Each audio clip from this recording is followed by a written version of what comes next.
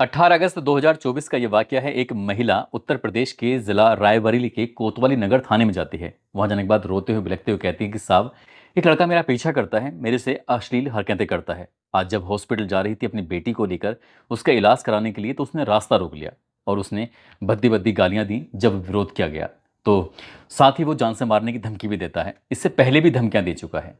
जैसे ही पुलिस को ये कहानी सुनाई जाती है, पुलिस ने इस तहरीर को लिया, मामले को गंभीरता से लेते हुए एफआईआर दर्ज कर ली। एफआईआर दर्ज करने के बाद उस आरोपी की तलाश किया जाता है और उसे गिरफ्तार करके जेल भेज दिया जाता है। इस एफआईआर दर्ज होने के 47 दिन के बाद एक दो नहीं, 4 कत्ल हो जाते हैं। जैसे 4 कत्ल होते हैं, मामला सोशल मीडिया पर वायरल होने लगता है। अब जैसे ही ये वायरल होता है, उत्तर प्रदेश की सरकार पर दबाव बढ़ने लगता है। उत्तर प्रदेश के पूर्व मुख्यमंत्री अखिलेश यादव ने ट्वीट किया और ट्वीट करने के बाद कुछ सवाल कर दिए। बस सवाल करना था कि देखते देखते और सांसद जैसे चंद्रशेखर आजाद ने भी सवाल करना शुरू कर दिया। साथ ही सांसद राहुल गांधी ने उस परिवार से बातचीत की कि जिस घर में जो कत्ल होते हैं, कि घबराने की जरूरत नहीं है, परेशान होने की जरूरत नहीं है। यदि आपको न्याय नहीं मिला तो मैं आपके बीच में आ जाऊंगा, आपके पास में आ जाऊंगा। इस बीच में उत्तर प्रदेश के मुख्यमंत्री योगी आदित्यनाथ ने भी ट्वीट किया और उन्होंने कहा कि परिवार को घबराने की जरूरत नहीं है। जो भी अपराधी होगा, हम उसे किसी भी कीमत पर बख्शेंगे नहीं। उसके खिलाफ कठोर से कठोर कार्रवाई की जाएगी। अब ये खबर सोशल मीडिया पर वायरल हो रही है। उधर राजनीतिक द्वंद्व छिड़ गया है। आखिरकार कत्ल किसका हुआ है, क्यों हुआ है, किसने कत्ल किया है, आज की इस कहानी के माध्यम से यही जानने की, यही समझने की कोशिश करते हैं। आदाब, नमस्कार, सत श्री अकाल। मैं उस्मान सैफी। आज की जो सच्ची घटना मैं आपको सुनाने जा रहा हूं, ये सच्ची घटना है उत्तर प्रदेश के जिला अमेठी का एक थाना लगता है शिवतरगंज। दरअसल यहां से 5 किलोमीटर दूर इसी थाना क्षेत्र का एक कस्बा लगता है अहरोवा भवानी। अहरोवा भवानी जो कि जहाँ चौराहा है, वो बहुत ही भीड़ भाड़ वाला इलाका है। लोग आ रहे हैं, जा रहे हैं। वहीं पास में ही दुर्गा भवानी शक्तिपीठ है और वहाँ मेला लगा हुआ था। लोग उस मेले में भी आ रहे हैं। 3 अक्टूबर 2024 की शाम लगभग 6:50 के आसपास का वाकया रहा होगा। आरती शुरू हो जाती है क्योंकि नवरात्र का ये पहला जो दिन था। इधर आरती शुरू होती है, उधर चौराहे पर वाहनों के आने जाने का, लोगों के आने जाने का शोर शराबा था। और इसी बीच में एक के बाद एक लगातार गोलियां चल रही थी। जब गोलियां चल रही थी तो कुछ लोगों ने ये सहज अंदाज़ा लगाया कि यहाँ पर दुर्गा भवानी शक्तिपीठ पर जो मेला लगा हुआ है, आरती शुरू हुई है, हो सकता है खुशी की वजह से गोले छोड़ दिए हों आसमान में, उसकी वजह से। लेकिन जब लोगों ने आसमान की तरफ झांक कर देखा तो वहाँ पर कोई भी गोले दिखाई नहीं दे रहे थे। तो जब गोलियां चल रही थी तो पहली गोली, दूसरी, तीसरी, चौथी, इस तरह से 9 गोलियां चल जाती हैं। तभी लोगों की नज़र पहुंचती है कि चौराहे के पास में एक मकान है, सत्यव्रत अवस्थी उर्फ मुन्ना का। लोगों की नज़र वहां पहुंचती है कि उधर से गोलियों की आवाज़ आ रही है। लोग दौड़ते हुए, भागते हुए जब वहां पहुंचते हैं, उन्होंने जो अपनी आंखों से दरवाज़ा खोल के जो दृश्य देखा, उस दृश्य को देखने के बाद हर किसी की आंखें खुली की खुली रह जाती हैं। घर के अंदर दरअसल 4 सदस्य रहते हैं। माँ साहब, जिनका नाम सुनील कुमार है, और उनकी पत्नी पूनम भारती, जिनकी उम्र लगभग 32 साल के आसपास है, और माँ साहब की उम्र लगभग 34 साल के आसपास है। 2 इनकी बेटियां हैं। एक बेटी 1.5 साल की, जिसका नाम लाडो रखा हुआ है। एक बेटी जिसका नाम दृष्टि रखा हुआ है, जिसकी उम्र 5 साल के आसपास है। चारों के गोली लगे हुए पड़े हुए हैं ये लोग, और खून से लथपथ पड़े हुए हैं। आसपास के लोगों ने देखा कि माँ साहब को किसने गोली मार दी, क्या मामला हुआ है। तुरंत ही इन्हें यहाँ से उठाया जाता है, किसी भी वाहन से, किसी तरकीब से इन्हें सीधा पर नज़दीक में एक सिंहपुर सीएचसी लगता है, वहाँ पर इन्हें पहुँचाया जाता है। और पता चलता है, डॉक्टर नब्ज जब टटोल रहे थे तो कहा जाता है कि ये तो मर चुके हैं। इनके मरने की खबर सोशल मीडिया पर वायरल हो जाती है। जहाँ देखो वहाँ के माँ साहब हैं, यानी कि प्राइमरी में एक जूनियर हाई स्कूल है, उसके शिक्षक होते हैं, सरकारी विद्यालय में पढ़ाने वाले शिक्षक, जिनका व्यवहार बहुत ही अच्छा है। उनको किसी ने मार दिया है। ना केवल उनको मारा है, उनकी पत्नी को मार दिया है, उनकी 2 बेटियां हैं, उनको भी मार दिया है। अब हर कोई ये जानने की कोशिश कर रहा था कि आखिरकार माँ साहब हैं कौन, कहाँ से हैं। दरअसल माँ साहब उत्तर प्रदेश का एक जिला है रायबरेली। रायबरेली का गदागंज एक थाना लगता है, और गदागंज थाना क्षेत्र का गांव लगता है सुदामापुर। यहाँ के रहने वाले राम गोपाल, इनके ये बेटे हैं सुनील कुमार। सुनील कुमार शुरू से ही पढ़ने में होशियार होते हैं। गरीबी की हालत थी, इसलिए वो मेहनत करने से, मजदूरी करने से पीछे नहीं रहते थे, क्योंकि उन्हें पढ़ना था और पढ़ के ज़िंदगी में आगे बढ़ना था। इसलिए किसी के यहाँ मजदूरी मिलती थी तो मजदूरी भी करने चले जाया करते थे। साथ ही वो मनरेगा में काम मिलता था तो मनरेगा में भी काम करने चले जाया करते थे। वहाँ से पैसे मिलते थे और उन पैसों से वो अपनी पढ़ाई पर खर्च कर रहे थे।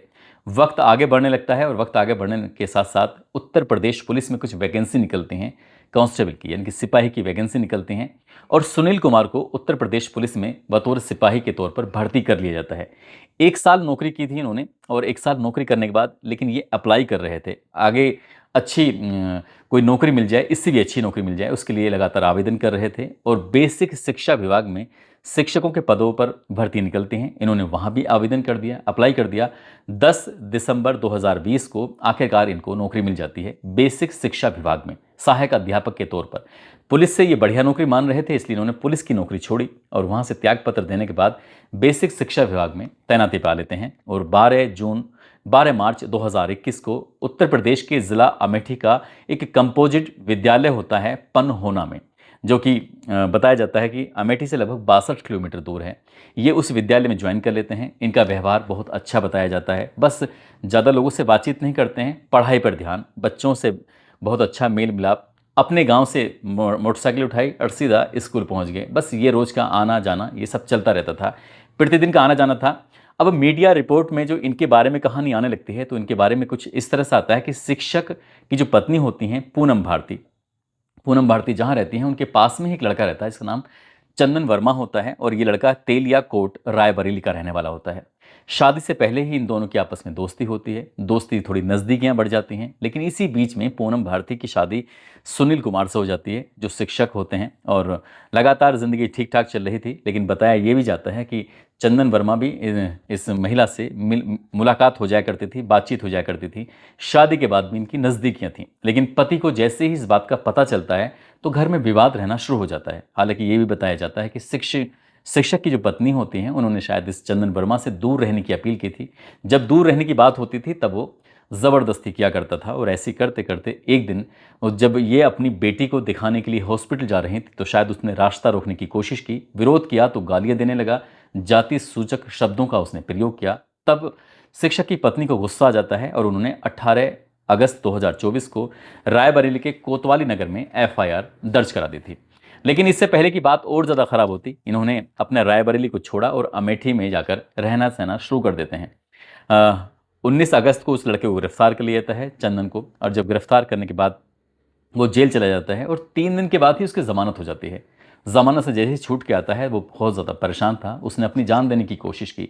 वो जब जान देने की कोशिश की तो उसके बाद उसको हॉस्पिटल में भर्ती कराया जाता है, वहाँ से ठीक होता है। लेकिन इधर पुलिस मामले की जांच कर रही थी, पूनम का 164 के बयान भी हो जाते हैं और वो लड़का और ज़्यादा परेशान रहने लगता है।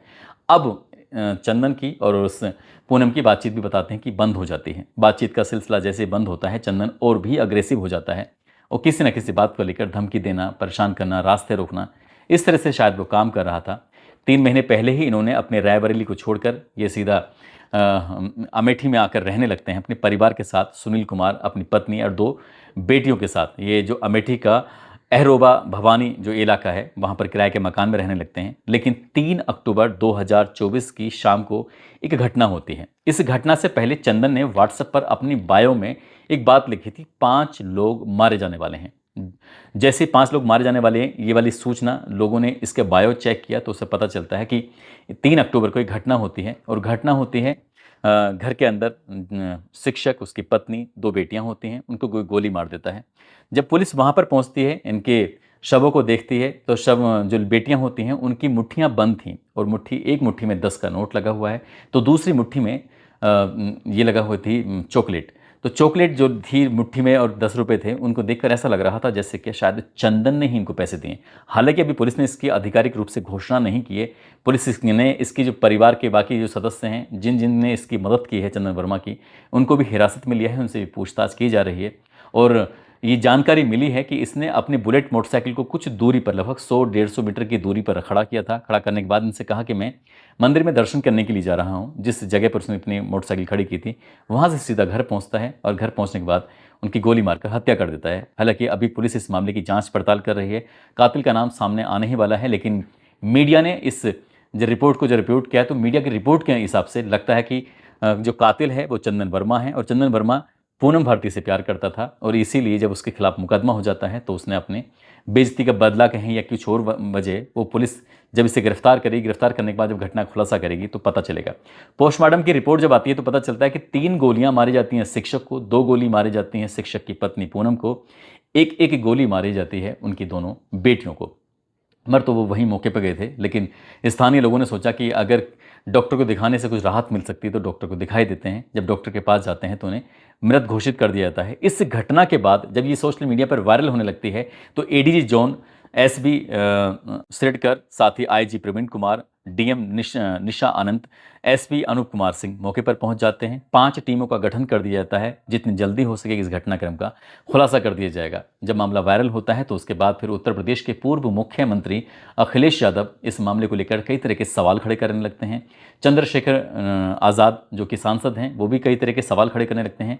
वो सीधे सीधे चेतावनी देते हैं कि अगर परिवार को न्याय नहीं मिला तो वो धरने पर बैठ जाएंगे। यही नहीं, सांसद राहुल गांधी ने भी परिवार के लोगों से बातचीत करने के बाद कहा है कि अगर आपको न्याय नहीं मिलता है तो वो सीधे आपके पास आएंगे और न्याय की लड़ाई लड़ेंगे। उधर मुख्यमंत्री योगी आदित्यनाथ ने भी ट्वीट करने के बाद ये कहा है एक्सपर्ट कि आपको घबराने की ज़रूरत नहीं है और इस मामले की उचित से उचित कार्रवाई की जाएगी। जो भी दोषी होंगे उन्हें पकड़ा जाएगा, गिरफ्तार किया जाएगा और किसी को भी किसी भी कीमत पर बख्शा नहीं जाएगा। दोस्तों, कातिल का नाम पुलिस दावा कर रही है कि बहुत जल्दी सामने ला देगी। उसके पास कुछ ऐसे सबूत मिले हैं जिनको अगली कहानी के माध्यम से हम आपको बताएंगे। और इस कहानी को सुनाने का उद्देश्य, इस घटनाक्रम को बताने का उद्देश्य किसी को परेशान करना नहीं है, किसी का दिल दुखाना नहीं है, बल्कि आपको जागरूक करना है, आपको सचेत करना है।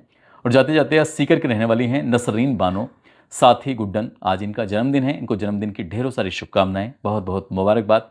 साथ ही कुछ लोगों ने नाम लेने की अपील की है, जिसमें राजस्थान की सुशीला चौधरी हैं, और बिलाल खान, इब्राहिम अब्बासी हापुड़ से हैं, मन्नू सिंह गोरखपुर से, मोहम्मद जियाल धनबाद से, हसन अली लखीमपुर खीरी से, शुभम प्रजापति आगरा से, सजीम अख्तर बिहार से, फजरुल रहमान बंगाल से, फुरकान चौधरी, पंकज सिंह प्रदीप यादव अयोध्या से, भवानी शंकर झालावाड़ से, विकास कुमार अमरोहा से, राम नारायण मौर्य लखीमपुर खीरी से, सुनील कुमार मुर्मू झारखंड से, गुड्डू चौधरी, हरेंद्र कुमार मुजफ्फरपुर से। आप सब लोग अपना ख्याल रखें, सुरक्षित रहें। जय हिंद, जय भारत।